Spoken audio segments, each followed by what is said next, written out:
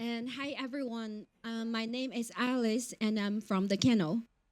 For you who don't know about us, we are a music publisher with a focus in the Asian music market. We started in 2010 in Japan and Korea, then later entered to China and Southeast Asia as well. I joined Kennel 5 years ago, moved from Beijing directly, and started to work for the Chinese music market. And 2 years ago, I started to be responsible for Korea as well. And before that, I have worked in China's music industry for almost 10 years, from PR at the label, then artist manager, then later I switched to publishing side, and I worked as head of A&R at BMG China for many years.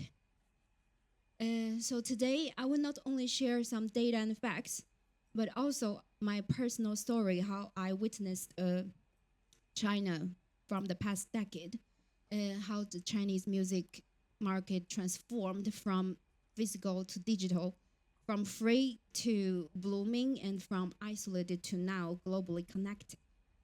So now let's dive into it.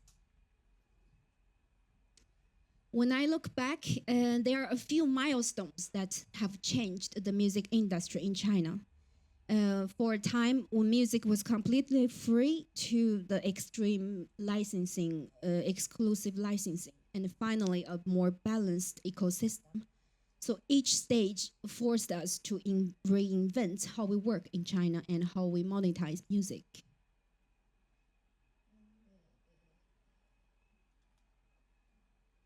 So in 2011, I started my first job at the label. Back at that time, everything was free in China.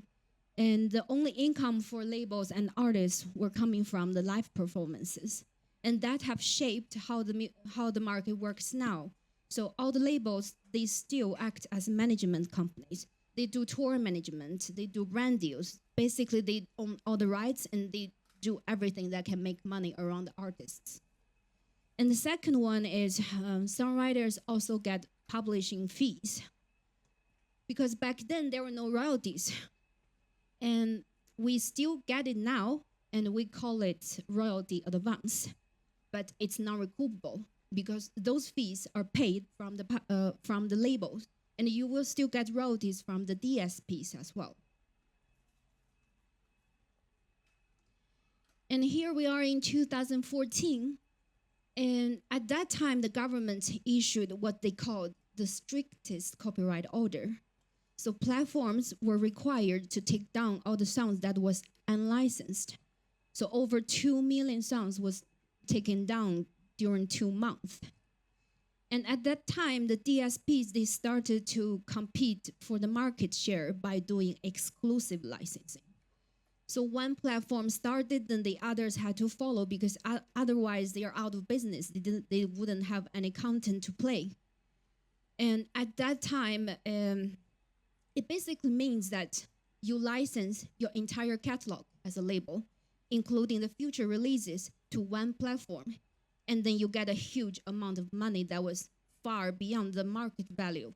And then you don't need to recoup it. And what we're talking about, the scale was at the peak time, a top label could get like 200-300 million Swedish kroner for a year of exclusive licensing. And how it looked for the users, that was strange. Imagine that if you want to listen to Taylor Swift, you have to go to Spotify. And now you want to listen to Justin Bieber, then you need to go to Apple Music. That was how it was in China for many years. But as the result, all the labels and publishers got a lot of money, and they finally had the money to invest in music content, which was a side story. In 2015, I was artist manager. We had 2 artists that signed to Sony Music China, where I met Hayden Bell. And he introduced us to come to the Keynote to do a writing trip for the album. And that changed my career because back then in China, how we write music was someone write a melody, then they pitch it to the label. Then the A&Rs, they find someone to write the lyrics. Then someone produce it. And the producers don't get any royalties because they just get a production fee.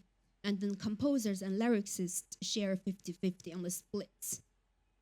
And that writing trip at Kennel changed my career because that opened up a new way of writing. And then I decided that I wanted to bring that to China. Then later in 2017, I joined to BMG China. We began to invite writers and producers from LA, London to Beijing and introduce the local artists, writing sessions and writing camps. That wasn't just pitching songs because we had to educate both sides how this works, how the Chinese market can make money for the writers, and how this new way of writing need to be in the right fair of split to the local artists. And ever since then, now more and more Western writers and producers are involved in the market and also drove the younger local writers and producers to start to work in the more international ways. And here we are in 2021. And because of the exclusive licensing was heated and there were a lot of bubbles in the copyright, the government finally decided to take action on it. So they issued an anti-monopoly policy as the DSPs to stop the exclusive licensing deals. So ever since then, the copyright value dropped in a more healthy and balanced way. And the revenue for labels and artists started to shift back to live performance. So down with the background stories. How big is this market today? Let's take a look at the numbers.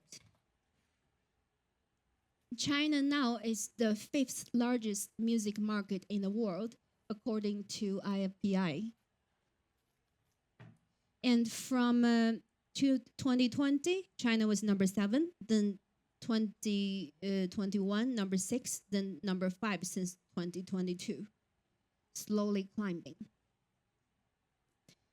And the total industry size, this is a map including digital, live performance, music education, instruments, everything that has reached nearly 68 billion USD dollars. But let's focus on what we care the most, the recorded market. What is remarkable is not just the size, but the speed of growth. While the global recorded music revenue grew about 5% last year, China grows 3 times faster, around 15%. And at the center of this growth are, of course, the streaming platforms.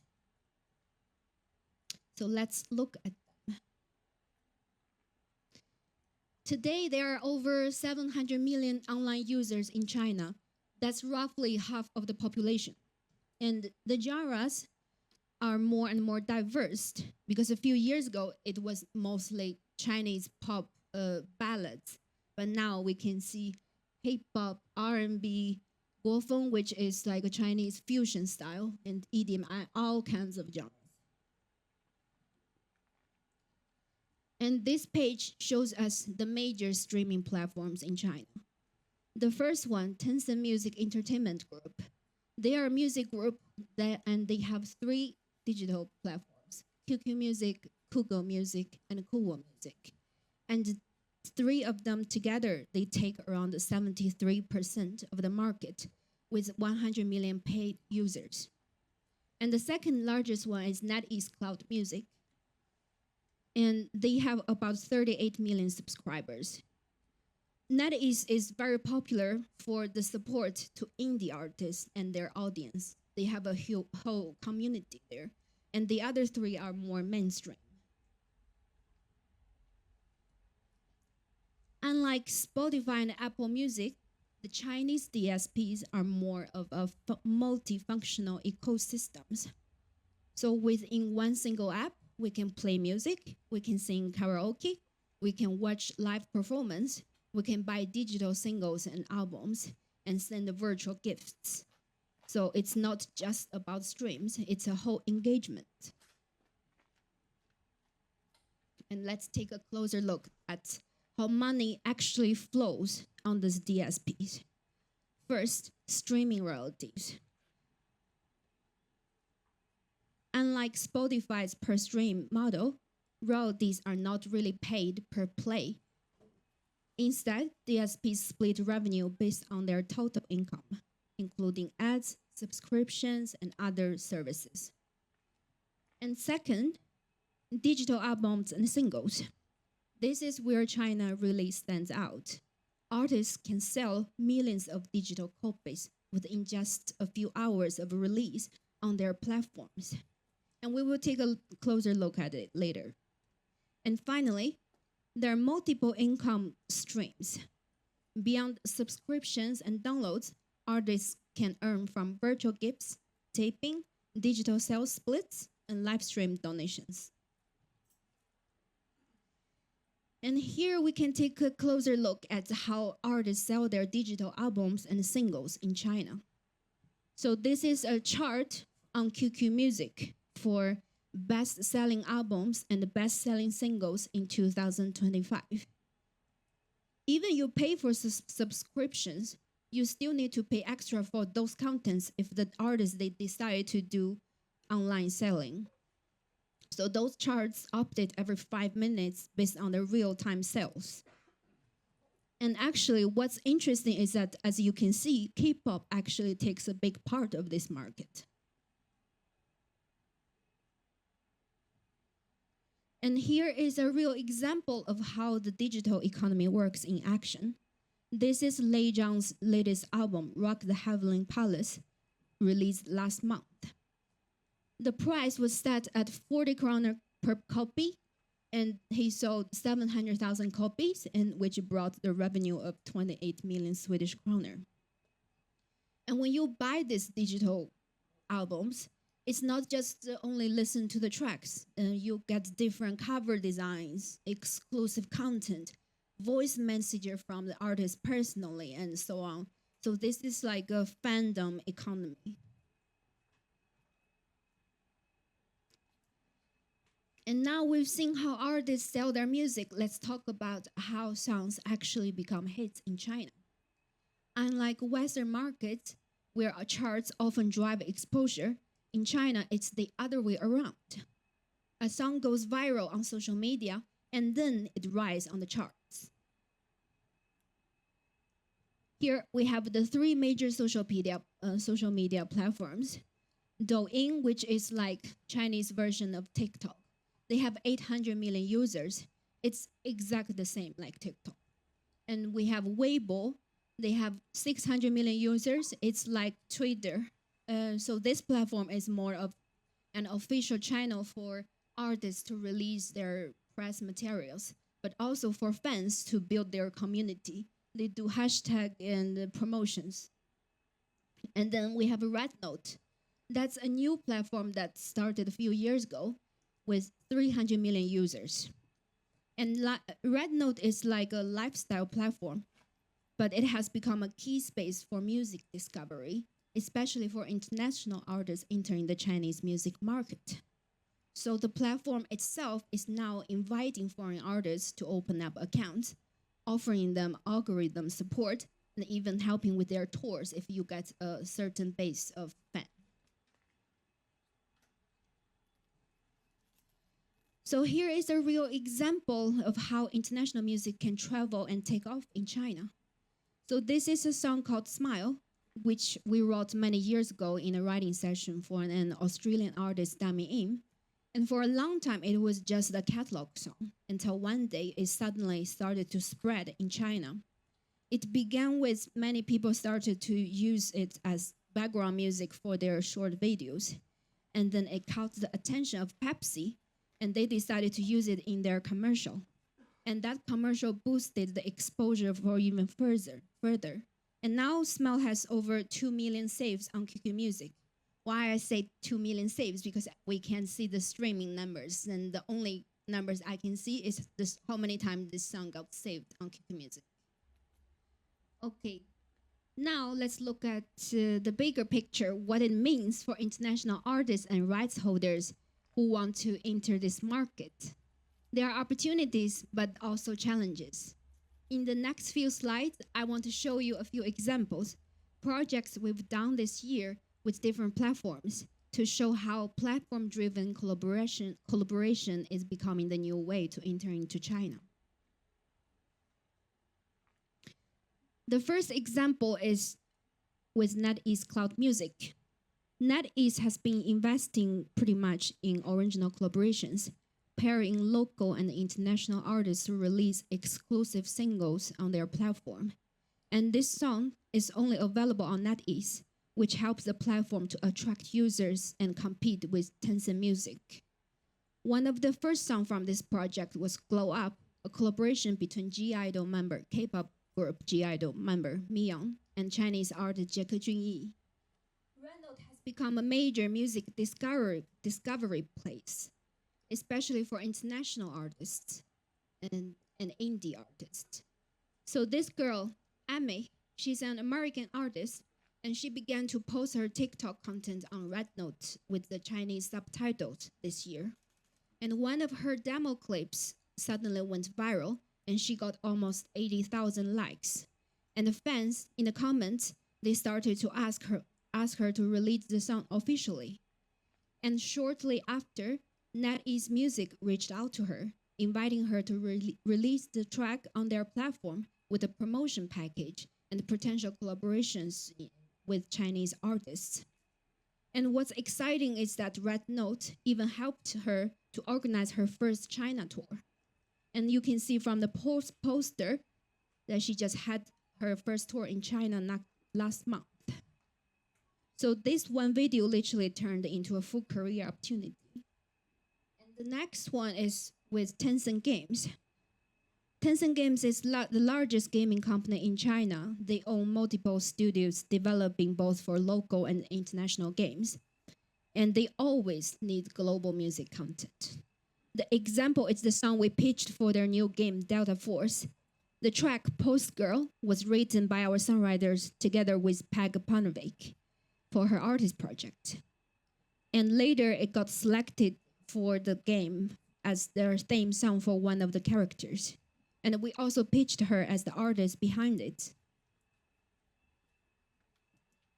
Okay, finally, let's look at one more case, how a well-known Western artist used Chinese social media to directly connect it with their local fans. Here is a great example of digital fan engagement, Charlie Puth. Before his recent China tour, he joined Red Note, the same platform we mentioned earlier. Within just a few months, he gained over 440,000 followers. Charlie also used Douyin, Weibo, and Bilibili for live streams, hashtag challenges, and different interactions, which not only built a local community, but also boosted his ticket sale and visibility across China.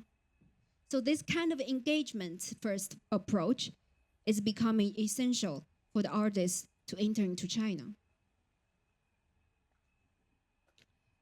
So now we've seen the opportunities, let's talk about the other side, the challenges. When we talk about the Chinese music market, these challenges are not necessarily to be obstacles. They're more like a different rule that we need to learn to play the game. One of the first challenges is how the licensing works. In China, buyout is still quite common, but they are not the only option. And the negotiations are often back and forth because you always can make a room for the other side to make this work. And master points or producer royalties, they don't exist in China. It's just like in Korea. Now, personally, we've never done buyout in China. Not back when I was at BMG and not now at the Kennel. I've only met a few artist teams who insisted to do buyouts. And interestingly, they all came back after I said no. Because in the end, they always need good music. They want to get as many options as possible to find the perfect song for their project. But I also want to mention a warning, because sometimes there are middlemen who tell you buyout is the only way.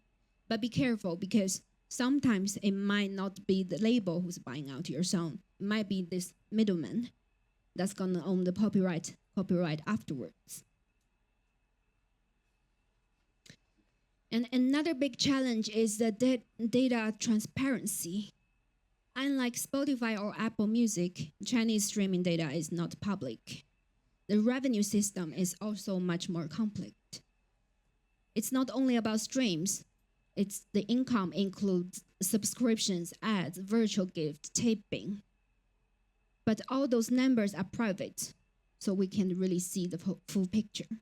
Labels and publishers, they receive the statements from the platforms directly.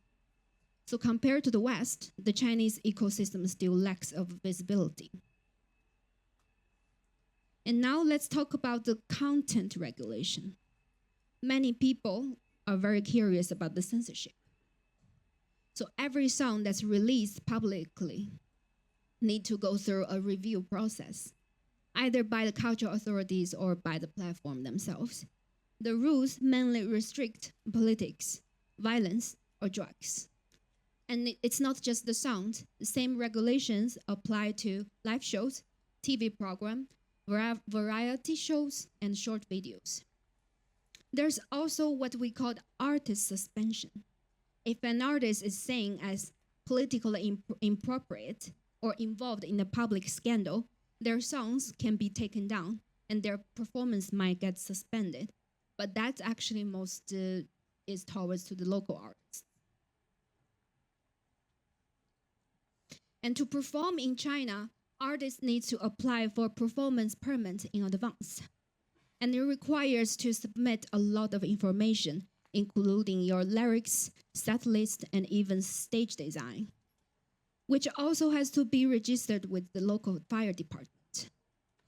It's a system designed to make sure everything is documented. Usually the process takes a few weeks. And China's media environment is highly fragmented. There isn't one center system. Instead, there are many platforms. Each of them have their own algorithm, audience, and culture. So to really break through, artists need a multi-channel strategy. That means combining combining videos, short videos on Douyin, trending hashtag on Weibo, fan engagement on Bilibili or Rednote. It's sometimes even live streaming. All of these elements work together to build the visibility. Now let's talk about the strategies. First one is collaborate locally. Work with local labels, publishers, touring agencies who know the rules, not just the legal side, but how audience behave, how platforms work, and how to get things done efficiently. And second, you can co-create with the Chinese artists. This is one of the most powerful ways to connect with Chinese listeners. Joint singles, remix, or live collaborations. Here I have a few big examples to show how collaborations with Chinese artists really work. This first one is Little Ghost, who is one of the most popular stars in China. So when 24K Golden released the song Mood, his team reached out to Sony Music China, asking them to help them find a Chinese artist to do a remix version, and they got Little Ghost. This remix went viral in China and made 24K Golden famous there. Even though we can't see the streaming numbers, but this Ghost version has over 10 million likes on QQ Music, while the original version has about 4 million. So you can really see the impact. And another great example is Little Ghost collaboration with the American artist Swaggo. They wrote and released the song Sweater together, and both artists posted a lot of contents on their own social media. And now they're even talking about to join each other's tours, which shows how these collaborations don't just build numbers, they also build real relationship. And finally, build your digital presence early. Before touring or signing deals, start by building visibility on social media, where your first Chinese audience will discover you. At the same time, create fan communities, share bilingual content instead of and interact directly with the fans. So to wrap up, China's music industry has evolved from important content to creating real opportunities and collaborations. There are huge potential in this market, And the more we connect and create together, the stronger the bridge will be. Thank you.